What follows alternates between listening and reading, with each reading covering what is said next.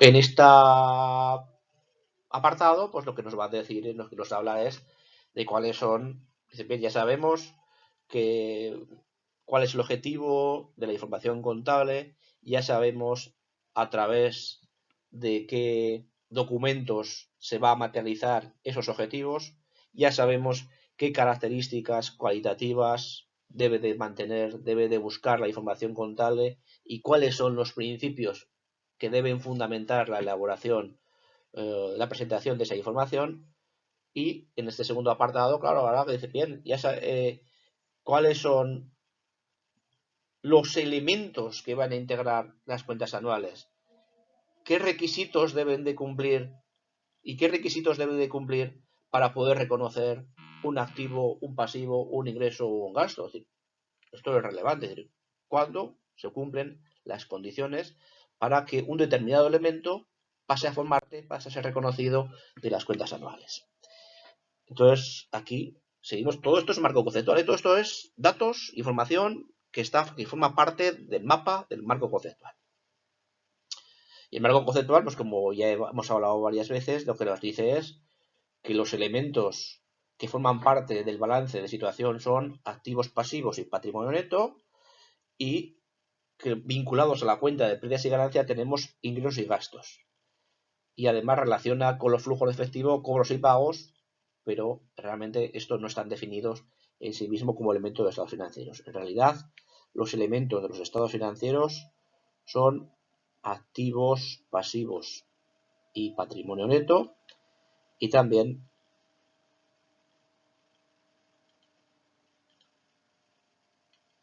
ingresos y gastos,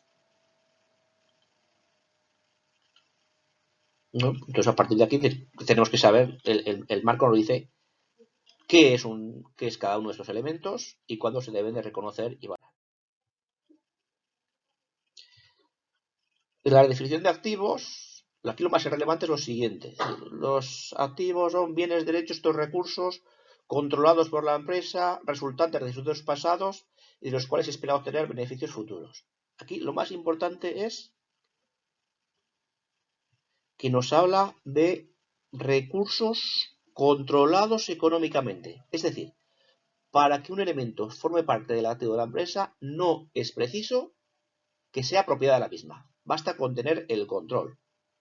Y el control es en la medida en la cual uno pues disfruta de los beneficios y también corre los riesgos como si fuera el dueño.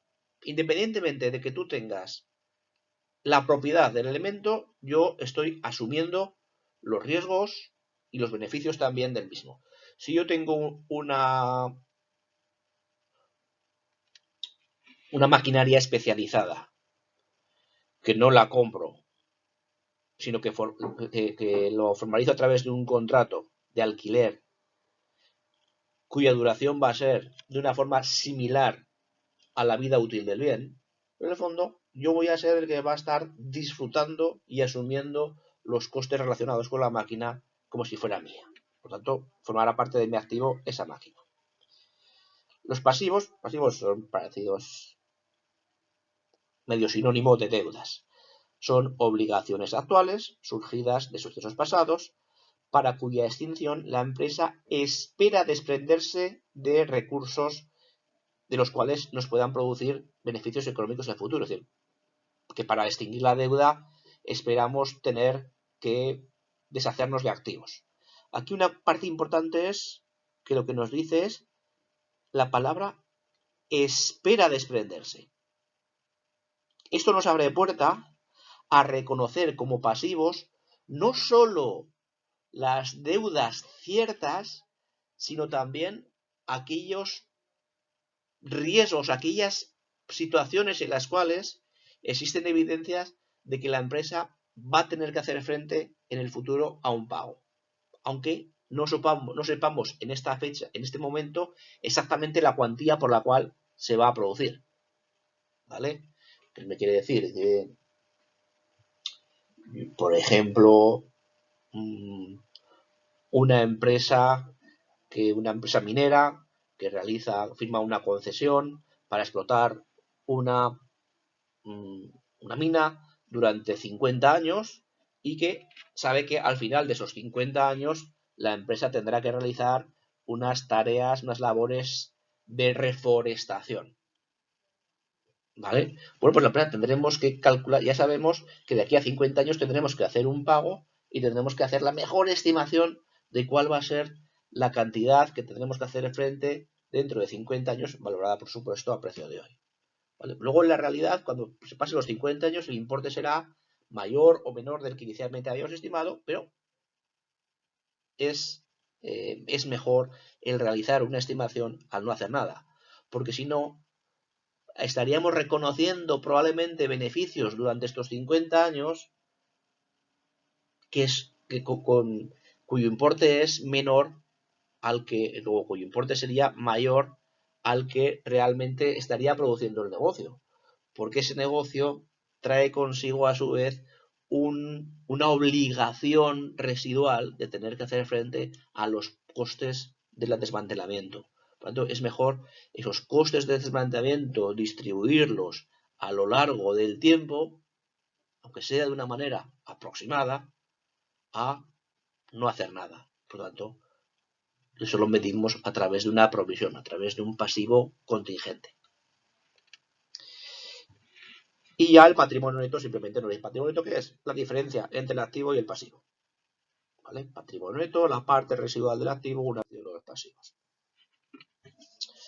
Esto ya hemos seguido hablando, aquí tenemos la transparencia, no voy a entrar en más detalles, simplemente me dice que son ingresos y gastos, están relacionados con incrementos o decrementos del patrimonio neto que no sean como consecuencia de operaciones que se produzcan con los socios. Cada vez que se produzca un incremento del patrimonio neto, nos podremos hacer la pregunta, ¿y ese incremento del patrimonio neto es un ingreso o no? ¿Se ha producido como consecuencia de una operación con los socios? Sí, pues no es un ingreso. Es directamente un incremento de patrimonio sin pasar por ingresos. ¿No ha sido a través de una operación que nada tiene que ver con los socios? Pues eso es un ingreso. Y lo mismo, pero al revés con los gastos. Estos son conceptos que ya hemos visto en clase durante en distintas ocasiones y por tanto no puedo aportar nada más. Nada más.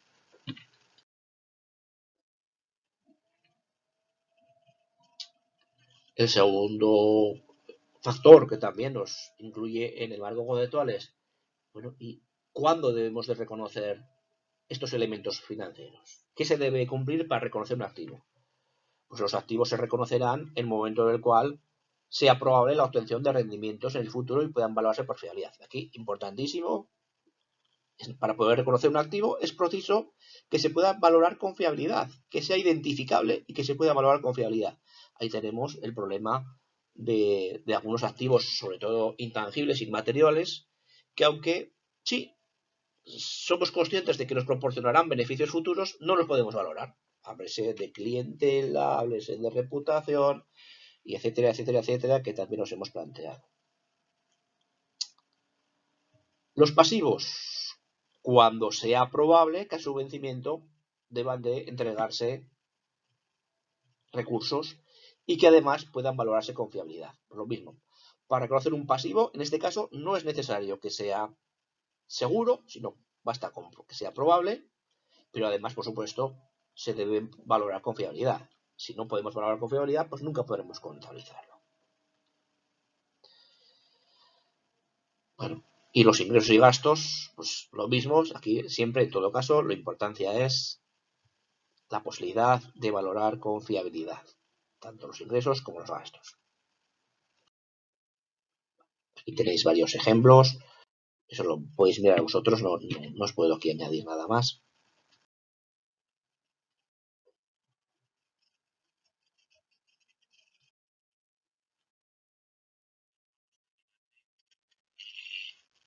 Descripción, una presentación de todos los criterios de valoración que van a ser utilizados a lo largo de las distintas normas, ¿vale? Entonces simplemente en el marco lo que hacen es el listado, la presentación de esos criterios de valoración, de las formas de valoración que luego van a ser utilizadas en las normas específicas. ¿Vale? Y entre ellos los criterios que enumera son el coste histórico, El coste histórico es el valor por el cual un activo o un pasivo fue adquirido en origen. Esto se viene a materializar por el precio de adquisición cuando ese activo es adquirido del exterior mediante una compra o coste de producción. A su vez, pues cuando nos hable del precio de adquisición nos dirá que es el importe facturado por el vendedor menos todos los descuentos aplicados y todos los gastos necesarios hasta la puesta en funcionamiento. El coste de producción, pues a su vez, incluirá el valor de todos los gastos, todos los costes directos e indirectos en los cuales la empresa ha incurrido para terminar, para llevar a cabo la construcción de ese activo. Cuando nos habla del valor razonable, el valor razonable hace referencia al valor, al precio, por el cual dos usuarios debidamente informados están dispuestos a intercambiar un activo o un pasivo. Ese es el valor razonable. Esto, en la medida en la cual exista un mercado para ese bien, pues el precio de mercado, el valor de mercado, es la mejor aproximación para el valor razonable. Pero también nos vamos a encontrar en circunstancias para las cuales no haya un mercado en el cual o el producto en el cual estemos intercambiando no sea homogéneo y por lo tanto no exista un mercado. Entonces, en tales circunstancias, pues habrá que buscar otras formas, otros métodos para aproximarnos a ese valor razonable. Ya veremos que sobre todo lo del valor razonable pues va a ser utilizado en el caso de instrumentos financieros, de activos financieros. El valor neto realizable pues hace referencia al valor por el cual yo puedo vender un activo, generalmente que sean mercaderías, que sean existencias, una vez descontados todos los gastos asociados a la venta.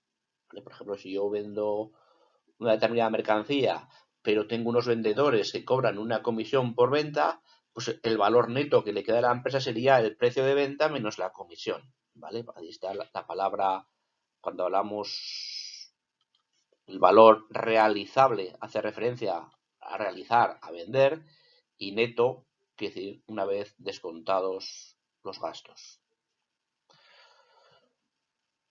El valor en uso, el valor actual.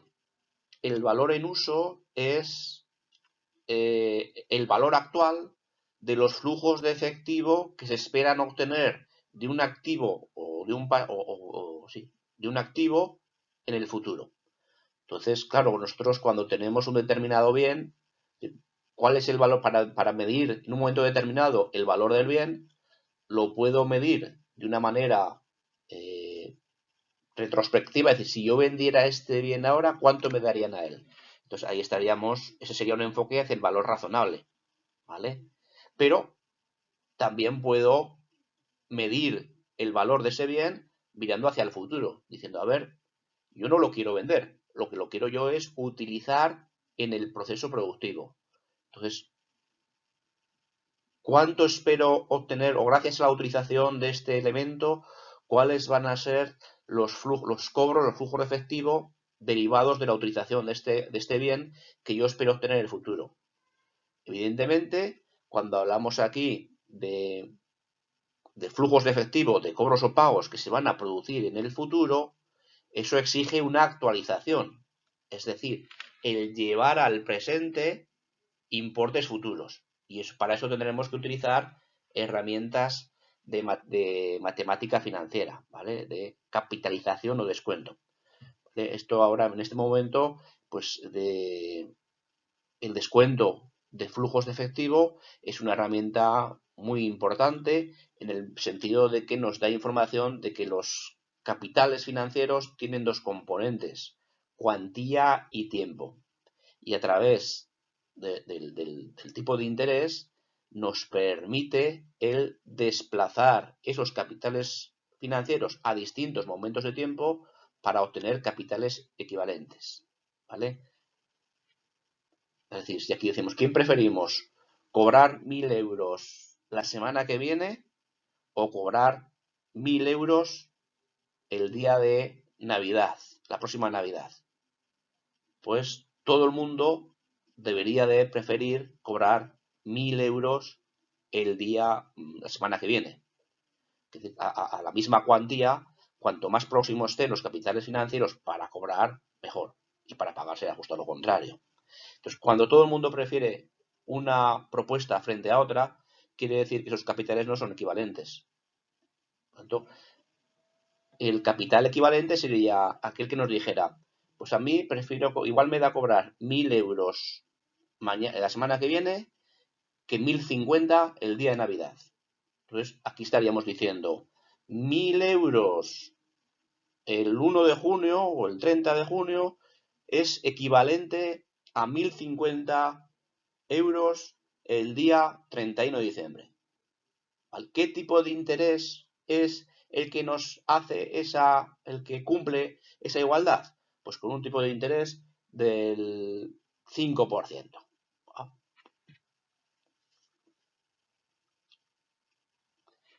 Otro criterio muy utilizado, sobre todo en el tema de pasivos financieros, es el del coste amortizado. El coste amortizado lo que nos está haciendo precisamente es eso, es decir, que el valor de un determinado activo o generalmente pasivo financiero, pues depende de los flujos de efectivo que se vayan a derivar de este instrumento financiero, de este pasivo financiero, de tal forma que el valor de ese pasivo financiero irá evolucionando a lo largo del tiempo en función de los intereses que se vayan devengando y de las devoluciones de principal. Bueno, este es un concepto que lo veremos la próxima vez que tengamos clase, no os preocupéis. Y otro concepto vital en el ámbito contable es el valor contable, a veces también se llama valor neto contable, valor en libros, todos son sinónimos. Ese valor contable es el valor en que en un momento determinado un determinado activo o pasivo aparece en los libros, aparece en la contabilidad. Si hasta cuando estamos hablando de inmovilizados, pues este será el precio de adquisición, costo histórico, menos la amortización acumulada y menos posibles deterioros. En otras ocasiones, cuando estemos hablando de instrumentos financieros en otro momento de tiempo, pues el valor contable coincidirá con el valor razonable, con el valor en uso, ¿vale? Todo eso son... el valor contable es el valor que aparece en libros y eso se materializará en alguno de los criterios anteriores.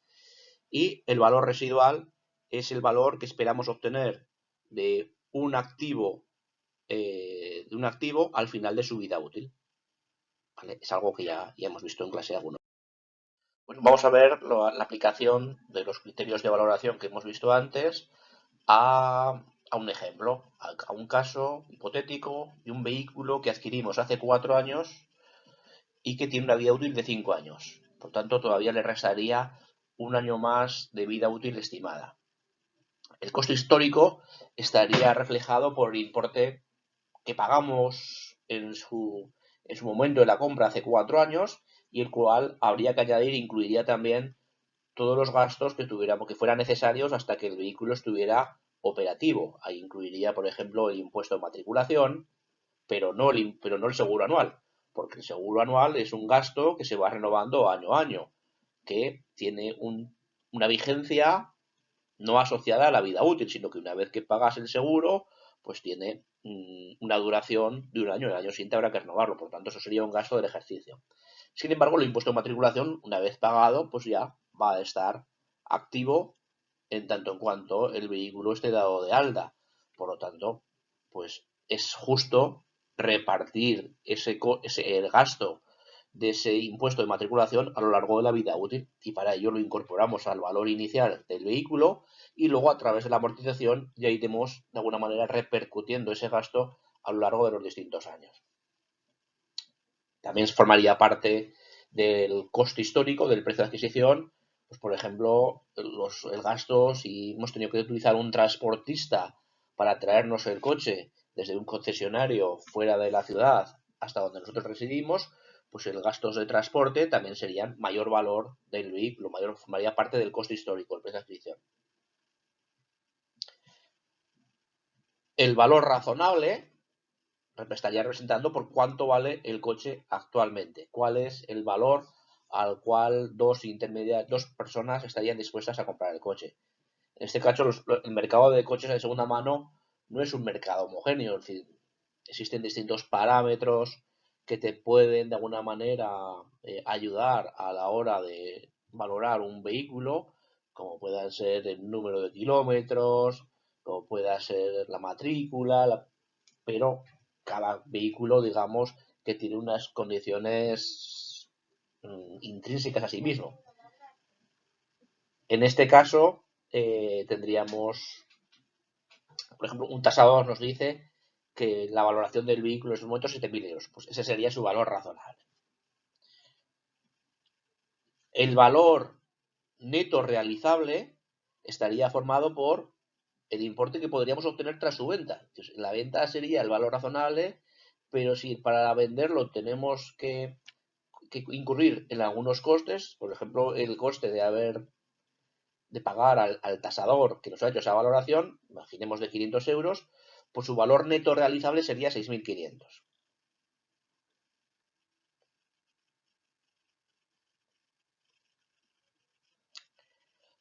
El valor actual, el valor en uso, estaría reflejado el importe, digamos, el valor actual de los flujos de efectivo que nos queda pendientes por cobrar o que estamos esperando cobrar del coche. Claro, en este caso, para vehículos, para elementos que directamente no producen flujos de efectivo, pues resulta difícil realizar esta valoración. Si nosotros utilizamos el vehículo para el transporte de nuestras mercancías o para dentro de la fábrica, pues ¿cómo podemos valorar cuál es su valor en uso? En todo caso, lo que sí que podríamos medir es, ¿el vehículo está funcionando tal cual se esperaba? ¿Ha tenido alguna avería extraordinaria? ¿Ha habido algún cambio que nos esté produciendo una desviación en su utilización respecto a lo que habíamos pensado inicialmente? Si no lo hay, podríamos determinar directamente que el valor en uso es idéntico al que inicialmente habíamos estimado y por tanto no estaría deteriorado.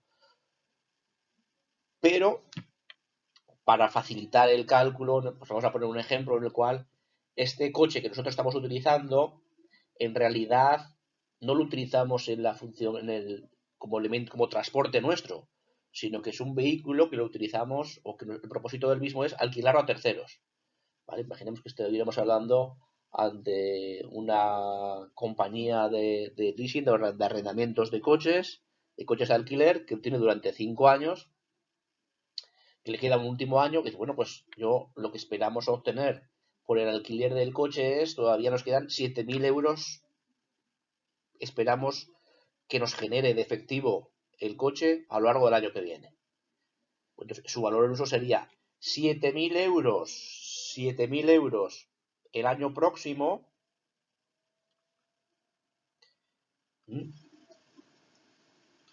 Aquí 7.000 euros. Ay, perdón. El año próximo los vamos a trasladar al momento actual. Y para trasladarlo al momento actual, lo que tenemos es, mediante una capitalización, mediante un sistema de capitalización compuesta, pues trasladar 7.000 euros dentro de un año, ¿a qué capital es equivalente? ¿A qué cuantía es equivalente en el momento actual? Pues 7.000 dividido entre 1,05, igual a 6.666 euros.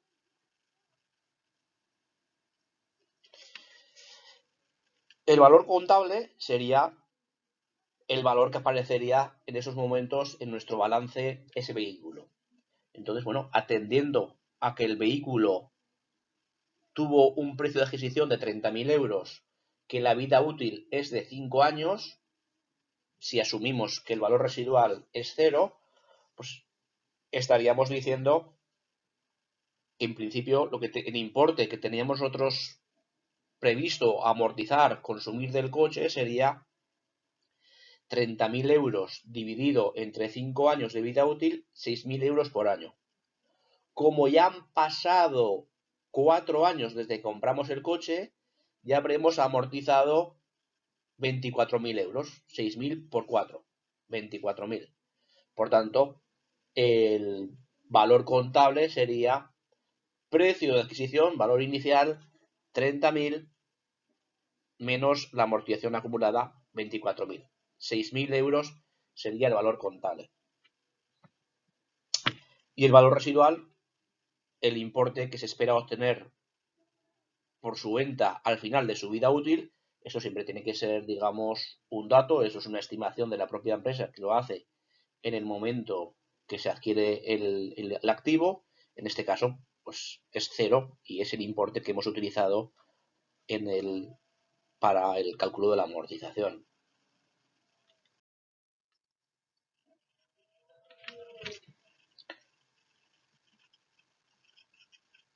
¿Vale? Aquí, pues bueno, os había puesto un par de ejercicios para ver el ejemplo de valoración inicial, ejemplos de valoración, de aplicación de criterios de valoración. El primero nos dice, para una valoración inicial de inmovilizado, una sociedad adquiere una instalación por 125.000 euros, el proveedor le concede un descuento dentro de factura del 5% y a su vez el transporte hasta la nave asciende a 2.000 euros y pagamos 2.500 euros por el montaje de la instalación. Entonces, en la valoración inicial se aplicaría el criterio del coste histórico y, en este caso, como es comprado, se materializa en el precio de adquisición y ese precio de adquisición sería el importe en factura, 125.000 menos el descuento, 125.000 por 0,95 más los 2.000 euros del transporte más los 2.500 euros del montaje. El valor inicial por el cual aparecería la instalación técnica en nuestra contabilidad sería de 123.500 euros. Esto nos haría, digamos, 123.500 euros que tendríamos más en el activo como inmovilizado y a cambio tendríamos o bien 123.500 euros menos de dinero, menos de activo también, o bien tendríamos 123.250 euros de deuda. En cualquier caso, optemos por el enfoque que optemos, esta transacción no afectaría al volumen, al valor total del patrimonio neto. Porque o bien lo que me incrementa un activo me disminuye otro, o bien lo que me incrementa un activo me incrementa el pasivo. En cualquier caso, ese equilibrio de activo menos pasivo seguiría siendo el mismo.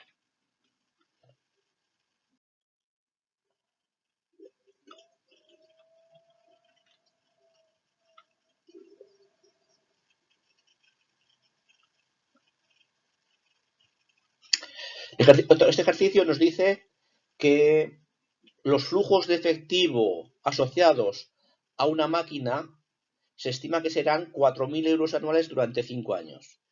Y nos dice que el tipo de interés adecuado para este tipo de activos, es decir, para trasladar, para mover los capitales financieros de un momento de tiempo a otro, es del 7%. Bueno, este sería un ejemplo para calcular el valor en uso. Aquí tendremos un activo que nos va a generar, esperamos que nos genere, que son estimaciones siempre, claro, 4.000 euros durante 5 años. En definitiva, esperamos cobrar 20.000 euros. Pero esos 20.000 euros no se van a cobrar ni todos al principio ni todos al final. Por lo tanto, si queremos saber esta operación de 4.000 euros a cobrar consecutivamente durante 5 años, ¿por qué importe, por qué capital único lo intercambiaríamos a fecha de hoy? Lo que tendremos que hacer es trasladar cada uno de esos capitales financieros al momento actual.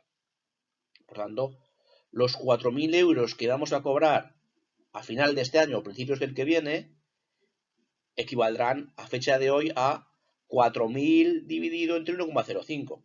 ¿Vale? Es decir, que 4.000 euros a cobrar el 31 de diciembre de este año equivale a 3.809 euros dentro del momento actual.